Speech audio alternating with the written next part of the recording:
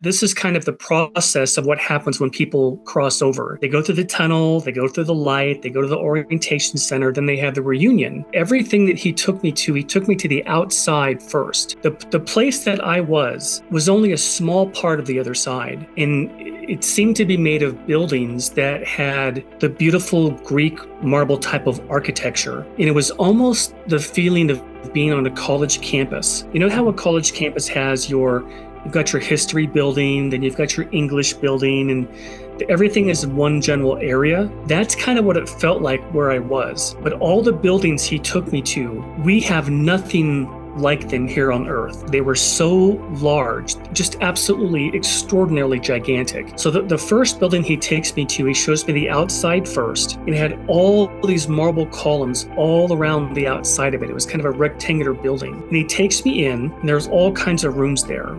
And the room that I was in was it looked like a round theater, that if we were to see it today, we'd think this is a round theater. Well, instead of having one movie screen up front, it had all these screens up along the ceiling, like movie screens. And there must have been 15 or 20 of these. And all of a sudden, they turned on, and every different movie screen was playing a different episode of my life. One of the screens showed me as a little baby in my crib. Another one showed me as a toddler. Another one showed me as my first day of kindergarten. And each screen had a different episode of my life up to the age that I was at the time, which was 21. And my guide said, everybody goes through a life review. And the whole purpose of the life review is to see if you accomplished what you just set out to accomplish in that lifetime. And the thing that I like to tell people is there was no sense of any kind of judgment whatsoever. I was raised very Catholic. We used to go to church 3 times a week, and then also on Sundays. So I was always at church, and I'd always believed that there was some kind of judgment, that somebody would judge your life. But the only people that look at your lifetime are you and your guide, because your guide is the one that helps you plan your lifetime. So when you finish it, your guide is also the one to help you see